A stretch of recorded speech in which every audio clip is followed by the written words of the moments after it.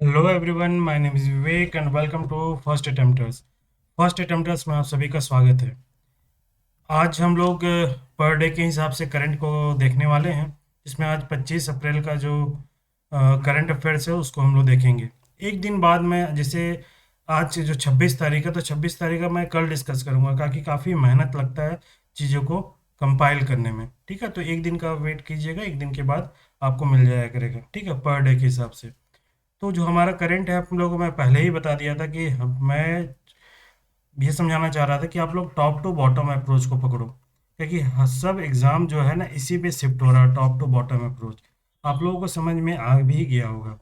तो हमारा जो करंट अफेयर्स रहेगा वो डे, जो वन डे एग्ज़ाम है जैसे एसएससी जेएसएससी, उस पे बेस रहेगा, और जो पीसीएस है जैसे जेपीएससी, उस पे बेस रहेगा, जिसमें प्रीलिम्स और मेंस दोनों आएगा। आज के क्वेश्चन में हम लोग देखेंगे, आज के डिस्कशन में देखेंगे कि मेंस का क्वेश्चन कैसे फ्रेम होगा। कुछ कुछ चीज़ें आपको बताऊंगा। देखो, एक चीज़ और मैं आप लोग को बता दूं। मेंस जो होता है, एक होता है टॉपिक वाइज, है ना। कोई टॉपिक चल रहा है, उस पे टॉपिक पे डायरेक्टली क्वेश्चन आएगा। ठीक है, उसी का एनालिसिस पे क्वेश्चन आएगा।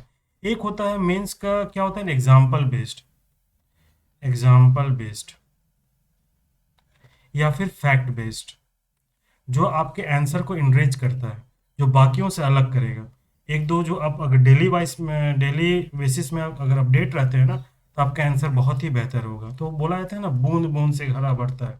तो वही कॉन्सेप्ट है। तो एग्जाम्पल बेस में भी हम लोग चीज़ सीखेंगे। कल से, होपफुली कल से मैं झारखंड करंट अफेयर्स भी शुरू कर दूंगा। ठीक है, और एक प्रॉपर टाइम में। अभी जस्ट स्टार्ट किया हूँ यार, 2 दिन 3 दिन लगे हैं। तो within a week, week के अंदर में सारा चीज़ एक सिस्टमेटिक वे में शेड्यूल हो जाएगा। फिर प्रॉपर वर्क में, प्रॉपर समय में आपको, टाइम में, फिक्स टाइम में आपको चीज़ें मिलेंगी कि टाइमिंग फिक्स रहेगा, उसमें तक सारी चीज़ें अपलोड हो जाएंगी। तो करंट अफेयर्स होपफुली कल तक आ जाए। फिर उसी के बेस में एमसीक्यू जितने भी होंगे वो सारे आएंगे। ठीक है, सारे टॉपिक के वाइज में। और मैं चीज़ों को आपको आगे बताऊंगा, जैसे मैं आप लोगों को मई का बताया हूँ कि 1-2 मई की तारीख को मैं चीज़ों को बताऊंगा कि आगे का क्या प्लान है, कैसे है, क्या करना नहीं करना। वो सारी चीज़ों को मैं आप लोगों को बताऊंगा। तो मैं उम्मीद करता हूँ कि आप लोगों को सेशन अच्छा लग रहा होगा। और जो लोग नए हैं यार, तो सब्सक्राइब सब्सक्राइब कर दो, लाइक कर दो, शेयर कर दो, ताकि मुझे भी मोटिवेशन मिले, हमारा चैनल भी ग्रो हो। जब तक चीज़ें ग्रो नहीं होंगी तो एक तो होता है ना कि मोटिवेशन फैक्टर काम नहीं करता। ठीक है, तो आप लोगों का अच्छा कमेंट भी आता है। जैसे कल कल एक स्टूडेंट का एक डाउट आया है, उन्होंने मैं व्हाट्सएप ग्रुप में, व्हाट्सएप में मुझे मैसेज किया है अपना डाउट, बहुत ही जेन्युइन डाउट है, जो मुझे लगता है कि बहुत सारे स्टूडेंट के साथ ऐसा हो रहा होगा।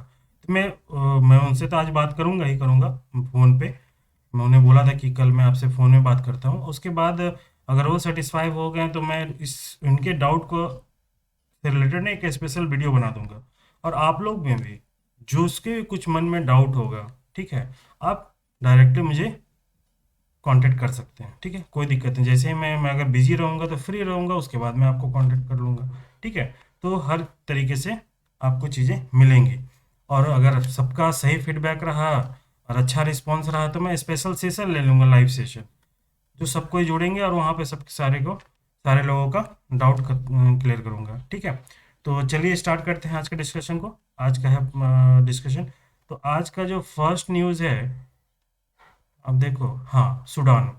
ये देखो, ऑपरेशन कावेरी, जो गवर्नमेंट ऑफ इंडिया ना ऑपरेशन कावेरी स्टार्ट की है। ऑपरेशन कावेरी किसके लिए स्टार्ट की है? जो सूडान में कन्फ्लिक्ट चल रहा है, वहाँ पे भारत जो फंसे हुए, भारतीय नागरिक जो फंसे हुए हैं, उनको निकालने के लिए कर रही है। ठीक है, अब एक चीज़ मैं यहाँ बता देता हूँ। देखो, इससे क्या सीखना है। अभी तो बाकी हम लोग फैक्ट तो देखेंगे ही, कि बहुत सारी चीज़ें देखेंगे यहाँ से। मैं जरा मेंस के लोगों को बता देता हूँ। देखो, अभी मैं बोला था ना, एग्जाम्पल बेस। ठीक है, जब भी क्वेश्चन मेंस में, चाहे कुछ भी, चाहे पीसीएस हो, कोई भी पीसीएस हो, क्वेश्चन आने ही वाला है, डेफिनेटली आएगा। आज नहीं समय क्या है कि जो कोविड-19 के बाद ना, इंडिया का जो पोजीशन है वर्ल्ड वाइड, बहुत ही अच्छा रेपुटेशन हुआ है, बहुत ही ग्रो किया है। वर्ल्ड ऑर्डर को सेट करने के लिए बात चल रही है कि अब इंडिया का समय आ गया जो वर्ल्ड ऑर्डर को सेट करेगा। इस तरह की पोजीशन आ गई है। तो जब भी क्वेश्चन वर्ल्ड ऑर्डर के से रिलेटेड आएगा, या इंडिया का वर्ल्ड वाइड में रोल से रिलेटेड क्वेश्चन आ गया, या फिर इंडिया का सॉफ्ट पावर से रिलेटेड क्वेश्चन आ गया, आप इस तरह के एग्जाम्पल को कोट करो आप, कि किस तरह जो इंडियन गवर्नमेंट ना केवल अपने भारत के जो निवासी है उनको बाहर निकालते हैं, साथ ही साथ उस ऑपरेशन में अन्य देश के जो लोग नागरिक होते हैं उनको भी निकालने के काम करती है। तो गवर्नमेंट का जो इंडियन गवर्नमेंट का एक सॉफ्ट जो कॉर्नर है ना, सॉफ्ट पॉलिटिक्स जो है ना, वो जाहिर करता है। एक ह्यूमैनिटेरियन जो कॉन्सेप्ट कहा जाता है ना, उसको शो करता है। तो वहां पे आप ये कोटेशन डाल सकते हो और ये बहुत इनरिच करेगा। छोटा छोटा, जैसे मैं बोला, बूंद बूंद से खारा बढ़ता है। तो हर चीज़ों को आप डिफरेंट एंगल में अगर प्रस्तुत कर रहे हो अपने आंसर में, इंडिकेट कर रहे हो, तो एग्जामिनर डेफिनेटली बाकियों से आपको मार्क्स देगा। और एक एक क्वेश्चन में हाफ हाफ मार्क्स भी ज़्यादा आ गया ना यार, तो सोच लो तुम चारों पेपर का सबको ऐड करके देखो तुम्हारा कितना मार्क्स आता है।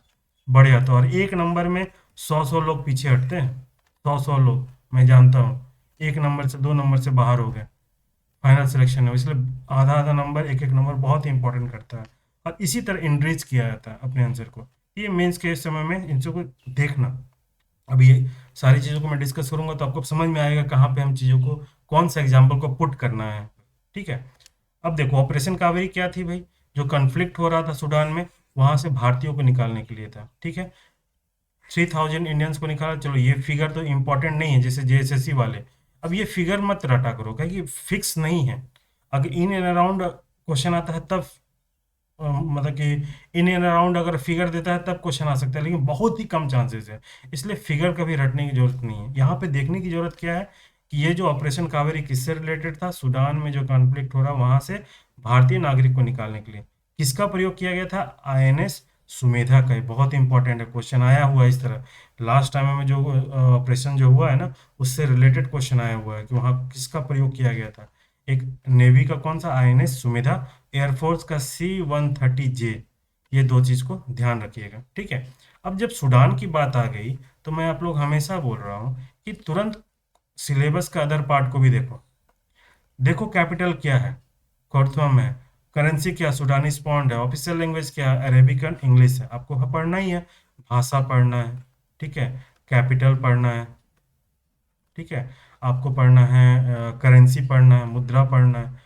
तो यहाँ से करो। अब स्पेशली बैठ के पोथी पत्रा निकालोगे 1 साल का, अद्धे में रटे जा रहे हो 50 करेंसी, 50 कैपिटल, 50 मुद्रा, तो आप कंफ्यूज कर जाओगे। और डेली बेसिस में कर रहे हो, डेली वाइज में आप रिवाइज कर रहे हो, तो मुझे लगता है कि ये 2-3 रिवीजन के बाद आपको टिप में रहेगा।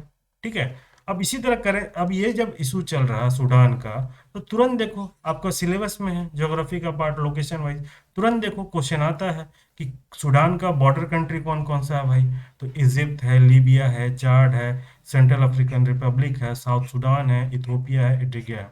किस कौन सी के साथ होता है भाई? रेड सी के साथ। ठीक है। ये तो हुआ सूडान का बात। जब भी सूडान का बात आता है ना, तुरंत दिमाग रखो साउथ सूडान। बहुत न्यूज़ में रहा है। और ये हमेशा पिछले प्रीवियस ईयर क्वेश्चन में आया हुआ था। और करंट में ये एक देश बना है। ठीक है। 2011 में जनमत संग्रह के दौरान ना, उसके द्वारा सूडान से ही अलग हुआ था। ठीक है। ये 2011 में क्वेश्चन उस वक्त में बहुत आता था। 2012-13 के राउंड में बहुत क्वेश्चन आए हैं इससे। अब देखो, अब यहाँ इंपॉर्टेंट फैक्ट ध्यान देने वाली बात है कि साउथ सूडान जब ये बना देश, तो कौन सा कितना नंबर का स्वतंत्र इंडिपेंडेंट देश था? 196। यूएन का कौन कितना नंबर का सदस्य था? 193। अफ्रीका का कौन सा कितना नंबर का देश है? 55वां देश है। अब आपसे क्वेश्चन पूछ दिया जाएगा, टोटल क्वेश्चन आया, इनफैक्ट यूपीएससी में क्वेश्चन आया हुआ है। यूपीएससी का किसी एग्जाम में, मुझे ध्यान नहीं आ रहा कि अफ्रीका में कितने देश हैं, या कौन सा कौन, शायद मुझे लग रहा है जेपीएससी में ही आया, किस में आया तो मैं भूल रहा हूँ, कि हर महाद्वीप का पूछा गया तो किस महाद्वीप में सबसे ज़्यादा नंबर ऑफ देश है। तो आपको इसी वे में आपको ध्यान रखना होगा। तो अफ्रीका का कितना नंबर देश है? 55वां देश है। 2012 में जेनेवा का सम्मेलन को हस्ताक्षर किया था। ये हुआ साउथ सूडान का चीज़। तो इसी वक्त में आप साउथ सूडान में देख लो, साउथ सूडान का भाई भाषा क्या है? ठीक है। मुद्रा क्या है? उसके बाद कैपिटल क्या है? ये तुरंत देख लो। ठीक है। लोकेशन वाइज में देख लो, 2 मिनट लगेगा। ठीक है। जो आप बार बार टिकटॉक और रील्स को देखने में जो इन्वेस्ट अपना टाइम को बर्बाद करते हो, उससे अच्छा है उस टाइम को आप गूगल बाबा के शरण में जाओ। जो गूगल बाबा के शरण में आज के डेट में गया है, उसका कभी एग्जाम नहीं रुका है, वो हमेशा सक्सेस किया है। कोई ना कोई एग्जाम, एक बार पढ़ने की तैयारी आप इस वे में कर दोगे ना, आपका हर एग्जाम निकलेगा। मार्क माय वर्ड, कोई एग्जाम नहीं रुकेगा। ठीक है। अब देखो आपको पास, अब देखो अब एग्जामिनर क्या क्वेश्चन करेगा। ऑपरेशन चल रहा कंटिन्यू, आने वाले वर्षों में कंटिन्यू चल रहा है, तो आप तुरंत जाओ गूगल करो कि इंडिया में टोटल कितना ऑपरेशन हुआ है। थोड़ा सा गूगल करोगे चार्ट मिल जाएगा, ज़्यादा मेहनत करने की जरूरत नहीं है। तो देखोगे 1987 से लेकर 2023 तक टोटल ना 15 ऑपरेशन चला है। फटाफट देख लो उसको, कौन कौन सा ऑपरेशन, इंपॉर्टेंट फैक्ट क्या है। तो ये चार्ट थोड़ा सा गड़बड़ हो गया था, सीक्वेंस में नहीं है, कुछ ऊपर नीचे हो गया, तो बाकी आप इस सीक्वेंस में देख लेना।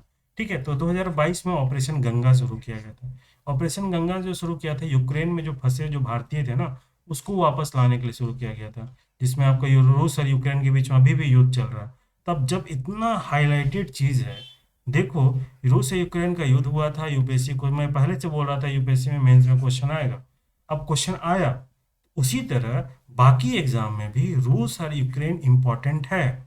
तो आपको इसके सारे चीज़ को देखना होगा, उसका लोकेशन क्या है, सिलेबस का कौन कौन सा पार्ट में इसमें इन्वॉल्व हो रहा है, एक बार देख लो। फिर देखो, फिर मजा, पढ़ने का मजा ही कुछ और आ जाएगा। ठीक है, ऑपरेशन गंगा कौन क्या था, यूक्रेन में फंसे भारतीयों को निकालने के लिए, जो रसिया यूक्रेन के बीच में जो अभी भी युद्ध चल रहा है कंटिन्यूस। 2020 में, 2023 में भी हुआ था, आगे हम लोग देखेंगे एक और। 2020 में वंदे भारत, वंदे भारत में क्या था, कोविड के समय बहुत बार क्वेश्चन पूछा ही है। कोविड के समय में विदेश में जो भारतीय फंसे हुए हैं भारतीय नागरिक, उसको निकालने के लिए मिशन चालू किया गया था, वंदे भारत। एक और कोविड के समय में निकाला गया था, जो नौसेना के नौसेना नेवी के द्वारा, भारतीय नेवी के द्वारा चालू किया गया था, ऑपरेशन से समुद्र सेतु। ये भी कोविड-19 के दौरान भारतीयों को स्वदेश लाने के लिए ये नौसैनिक अभियान था। नौसैनिक, याद रखना, वंदे भारत और समुद्र सेतु में डिफरेंस क्या है, ये नौसैनिक अभियान था, नेवी का ये ऑपरेशन था। ठीक है, इसमें कौन का, याद रखना, कौन कौन से शिप का प्रयोग किया था, जलाश्व था, एरावत था, शार्दुल था, मगर था। और ये कितने दिनों तक चला, 55 दिनों से भी ऊपर। ये क्वेश्चन किसी वनडे एग्जाम में ये क्वेश्चन आया था, कितने दिनों तक चला था ये, तो 15-55 दिनों से ऊपर, है ना। तो डेट को बहुत ज़्यादा इंपॉर्टेंट नहीं रखता है, लेकिन डे वगैरह तो फिर भी ध्यान रख रख सकते हो तो रख लो, कुछ कुछ जगह तो रखना ही है सिर्फ। ठीक है, नेक्स्ट आपका देखो, ऑपरेशन ब्रसल्स से निकासी। ब्रसल्स से निकासी क्या है, बेल्जियम में जो ब्रसल्स हवाई अड्डा है ना, वहाँ और उसका जो मेट्रो स्टेशन, वहाँ पर आतंकवादी हमला हो गया था। उस वक्त में जेट एयरवेज जो था, उसकी फ्लाइट ने 242 भारतीयों को भारत लाए थे। ये ब्रसल्स से जो निकासी जो किससे था, वो वो 2016 में शुरू किया गया था।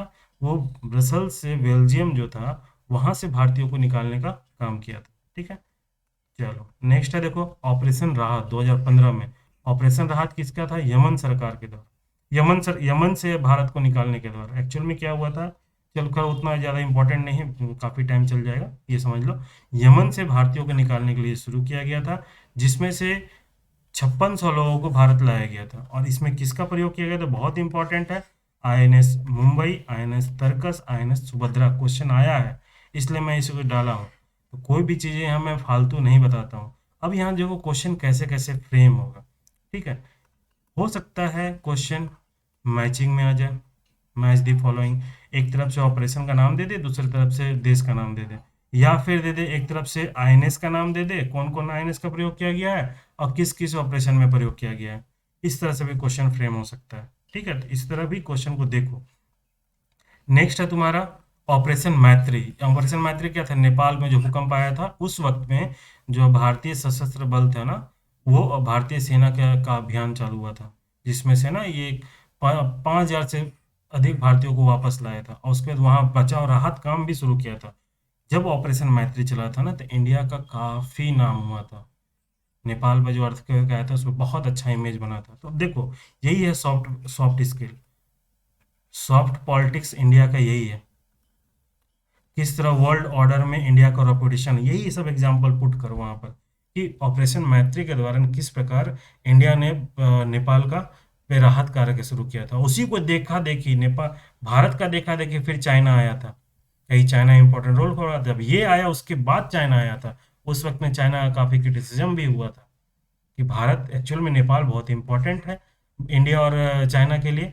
तो जब इंडिया एंट्री किया, बाद में चाइना आया, तो बहुत क्रिटिसिज्म उसको झेलना पड़ा था। तो ये हुआ सॉफ्ट पावर, इसको मेंस में यूज़ करो एग्जाम्पल बेस में। ठीक है, right. Operation safe home coming 2011 में हुआ था। ये लीबिया में जो कन्फ्लिक्ट चल रहा था वहां फंसे भारतीयों को लाने का काम किया गया था। ठीक है। नेक्स्ट जो अब तुम्हारा ऑपरेशन है, ऑपरेशन सुकून। ये इजराइल और लेबनान के बीच में जो संघर्ष हो रहा था ना, कन्फ्लिक्ट हो रहा था, उस वक्त में इसको लाया गया था और इसको बेरूत सी लिफ्ट के नाम से भी जाना जाता है। बेरूत शिप लिफ्ट के नाम से भी जाना जाता है। ये डनकर्क निकासी जो ऑपरेशन हुआ था ना, उसके बाद सबसे बड़ा नौसैनिक बचाव अभियान था। ये ध्यान रखिएगा।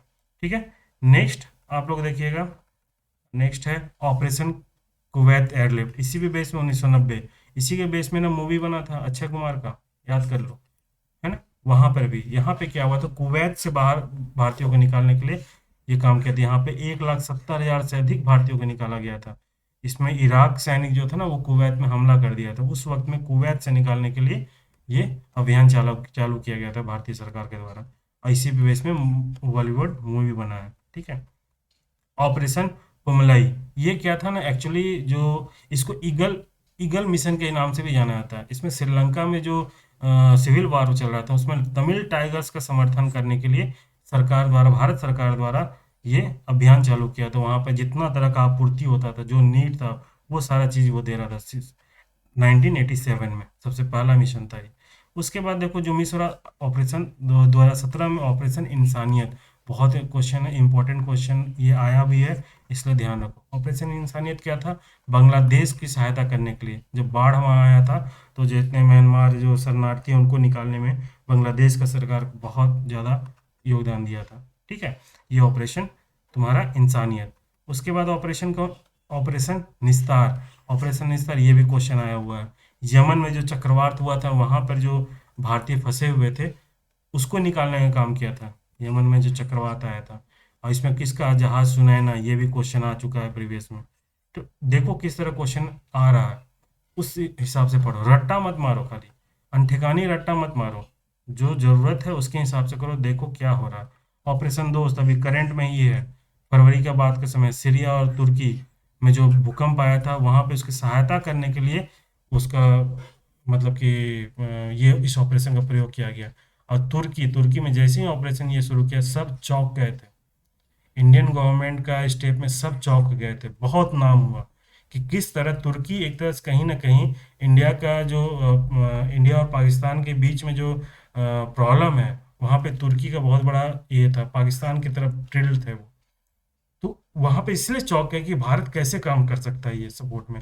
लेकिन वही बोला ना कि मानवीय संबंध के कारण, ह्यूमैनिटेरियन के कारण, वही सॉफ्ट पॉलिटिक्स के कारण, मोदी का सॉफ्ट पॉलिटिक्स, इंडिया का सॉफ्ट पॉलिटिक्स के कारण ये काम किया। तो ये बहुत अच्छा इमेज वर्ल्ड वाइड में सेट किया इसको। तो इस तरह टोटल ये अभियान था।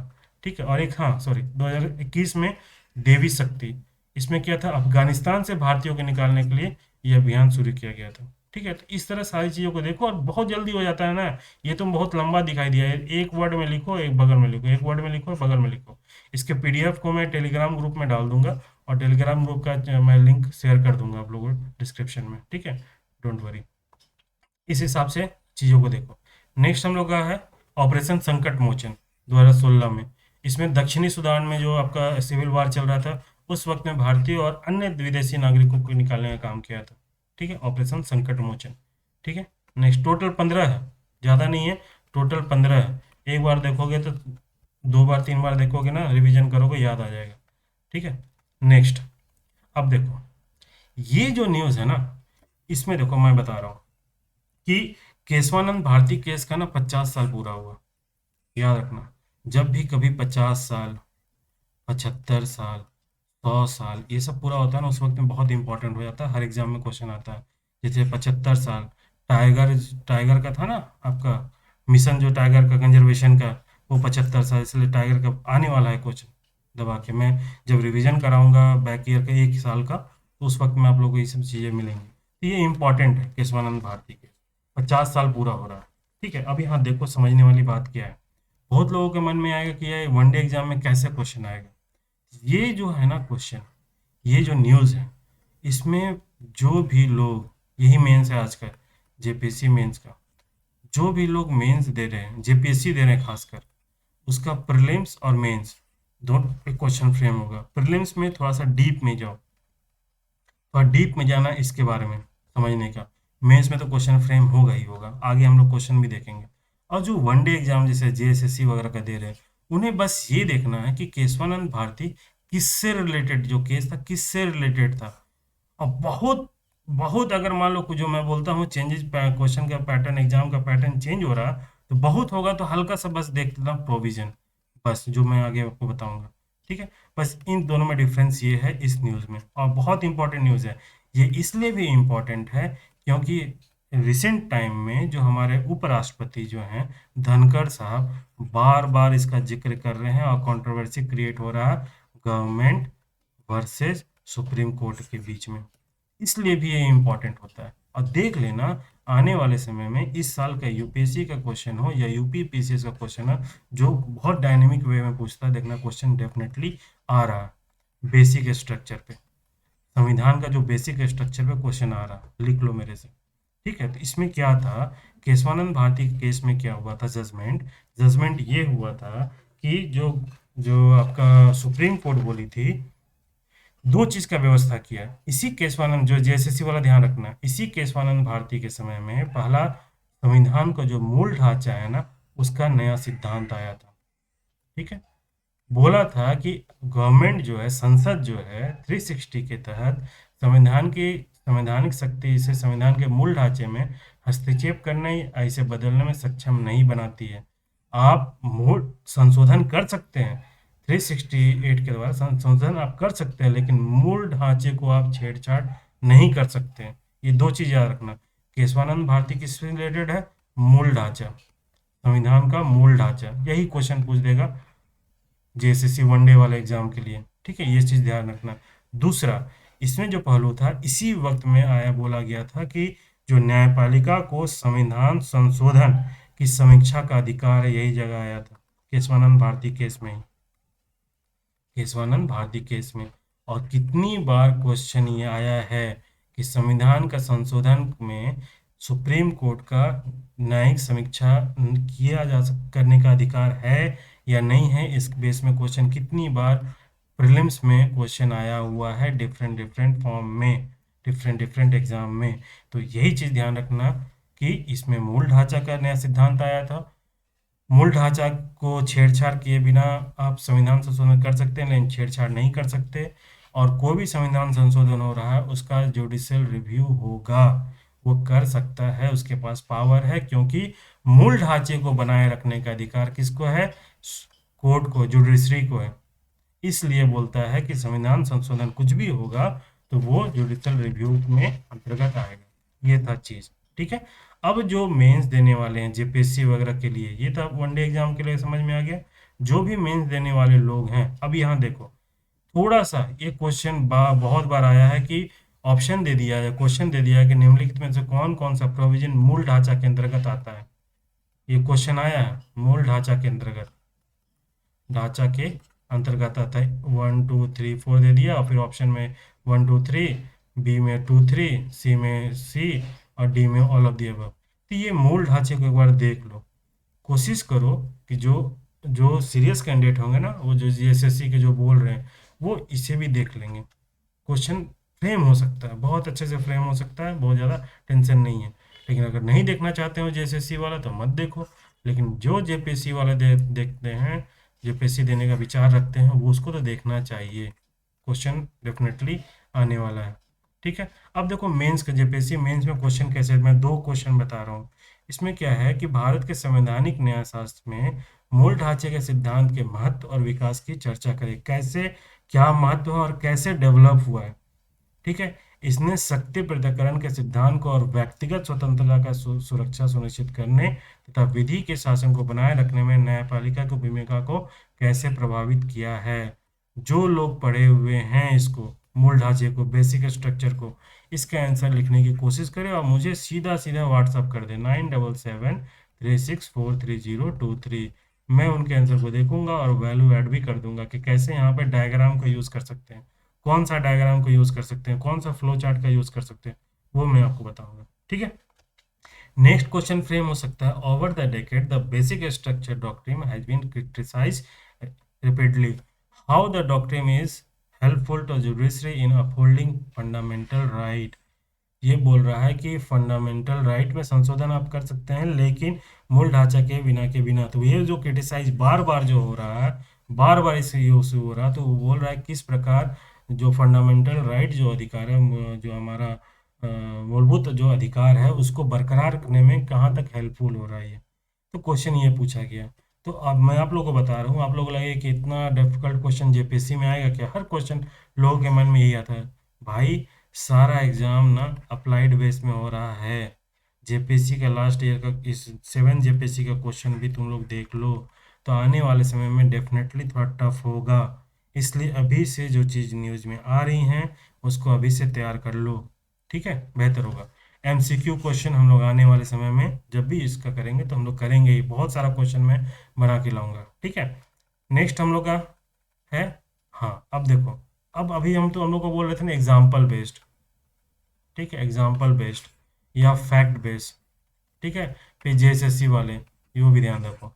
अब यहाँ पे एक क्वेश्चन आया था, ये न्यूज़ आया है कि भारत 2047 तक उच्च मध्यम आय वर्ग वाला देश बनने की उम्मीद रखता है। ये कयात भी लगा है, इसमें पीएम मोदी का भी स्टेटमेंट है, इसलिए इम्पोर्टेंट हो जाता थी। ये जो न्यूज़ हुआ इसको यूज़ हम लोग कैसे करेंगे? जेएसएससी वाले क्या न्यूज़ करेंगे, क्या यूज़ करेंगे, कैसे होगा, और जेपीएससी वाले कैसे करेंगे? तो जो जेपीएससी वाले हैं उसको मैं बता दिया कि एग्जाम्पल बेस में यूज़ होगा, ठीक है। जेएसएससी वाले क्या करेंगे अब देखो। इसका कौन दिया था भाई?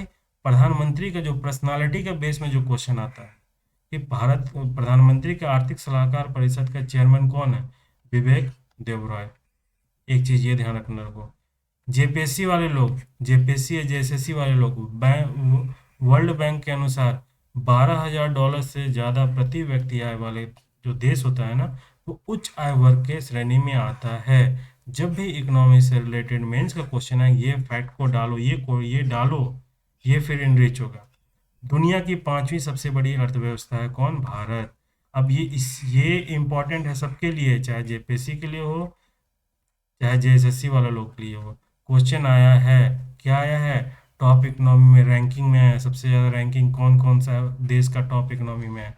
तो हमेशा भारत और जर्मनी ये सब ना पोजीशन चेंज होते रहता है। तो अभी करंट का पोजीशन है कि टॉप सबसे बड़ी इकोनॉमी कौन है? यूएसए, उसके बाद चाइना, जापान, जर्मनी, इंडिया, पांचवा सबसे बड़ा देश है, फिर United kingdom, France, Italy, Canada, south Korea. Top 5 को तो रट्टा मार लो, क्वेश्चन बहुत बार आया है, ये बहुत बार फॉर्म में क्वेश्चन आया कि टॉप इकोनॉमी इसमें से कौन सा है, ठीक है। निम्नलिखित में से सबसे ज़्यादा इकोनॉमी को या पांचवी तीसरी कौन सा है, या फिर 4-5 इकोनॉमी का नाम, देश का नाम दे दिया, बोले उसमें जो होता है ना रैंकिंग वाइज में बताओ, जो 1 2 3 4 ऐसा करके दे दिया, 4 2 3 1, ऐसे सीक्वेंस में बताओ कौन सा लार्जेस्ट से स्मॉलेस्ट इकोनॉमी की ओर जा रहा है, ये रैंकिंग में बताओ। इस तरह क्वेश्चन आया है, तो यहाँ चीज़ों को देखो, ये सब न्यूज़ आता बनता है क्वेश्चन। फिर आपको लगेगा ना कि क्वेश्चन कहाँ से आपको तब पता चलेगा। अब एक बार करके देखो, एक बार अच्छे से साल भर तैयारी कर लो ना ढंग से, तो कोई एग्जाम नहीं रुकेगा, मेरे से लिख लो, ठीक है। अब देखो एक न्यूज़ में आया था ई श्रम। ई श्रम क्या था? असंग जो अनऑर्गेनाइज सेक्टर है ना, उसके जो श्रमिक लोग हैं उनके लिए एक नई सुविधा मिला है। अब यहाँ पे देखने वाली चीज़ें क्या है भाई? ये कौन मंत्रालय शुरू किया है? श्रम और स्वरोजगार मंत्रालय।